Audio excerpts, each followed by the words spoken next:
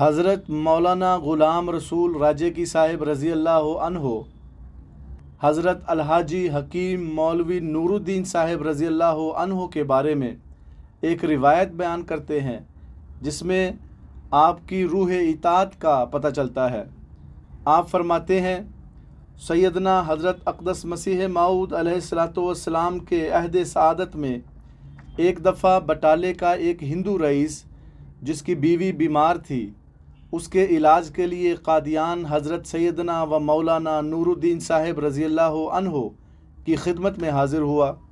جب اس نے بغرض علاج بٹالے جانے کی آپ سے درخواست کی تو آپ نے فرمایا کہ میں قادیان میں آزاد اور خود مختار نہیں بلکہ حضرت اقدس مرزا صاحب کے تابع فرمان ہوں۔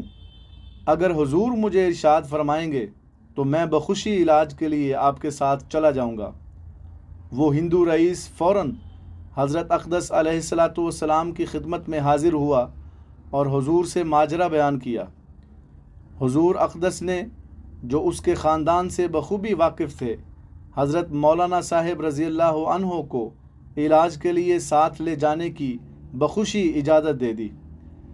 جب حضرت مولانا کو اجازت کا علم ہوا تو آپ بٹالے روانہ ہونے سے پہلے حضور کی ملاقات کے لیے حاضر ہوئے۔ ملاقات کے وقت حضور علیہ السلام نے فرمایا کہ مولوی صاحب، آپ آج ہی واپس تشریف لے آئیں گے؟ آپ نے جواباً عرض کیا، ہاں حضور، آج ہی انشاءاللہ واپس آ جاؤں گا۔ اس کے بعد حضرت مولانا صاحب رضی اللہ عنہ حضور علیہ السلام سے رخصت ہو کر بٹالے کے لیے یکے پر سوار ہوئے۔ اتفاق سے رستے میں سخت بارش ہو گئی اور بٹالہ قادیان کا کچا راستہ خراب ہو گیا۔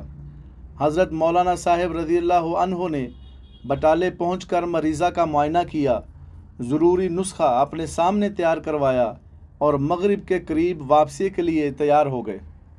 مالک مکان نے عرض کیا کہ بارش کی وجہ سے راستہ ناقابل گزر ہو رہا ہے اور اس وقت کوئی یکا بان اس رستے پر جانے کے لیے تیار نہ ہوگا۔ مغرب کا وقت بھی قریب ہے، آپ آج رات میرے ہاں تشریف رکھیے، آپ کو ہر طرح آرام و سہولت رہے گی۔ حضرت مولانا صاحب نے فرمایا کہ میں حضرت مرزا صاحب سے وعدہ کر کے آیا ہوں کہ آج ہی واپس آ جاؤں گا، لہٰذا میں یہاں ٹھہر نہیں سکتا، میں نے بہرحال آج ہی واپس جانا ہے۔ مالک مکان نے عرض کیا کہ حضرت مرزا صاحب کو علم ہے کہ سخت بارش کی وجہ سے راستہ ناقابل گزر ہے، اس لیے مجبوری ہے اور قادیان میں کوئی فوری کام بھی درپیش نہیں، کل آپ کی واپسی کا پورا انتظام ہو جائے گا۔ لیکن وعدہ کرنے والے حضرت حکیم الامہ مولانا نور الدین رضی اللہ عنہ تھے اور وعدہ اپنے مرشد اور آقا سے تھا، تخلف کیسے ہوتا؟ آپ نے جب دیکھا کہ صاحب الدار اپنی طرف سے ازراہ ہمدردی سواری کا انتظام کرنے کے لیے تیار نہیں اور وقت زیادہ ہو رہا ہے تو آپ بغیر اطلاع بیٹھک سے نکل کر پیدل قادیان کی طرف روانہ ہو گئے۔ راستہ جا بجا کیچڑ، دلدل اور پانی سے بھرا ہوا تھا اور اوپر سے بارش ہو رہی تھی۔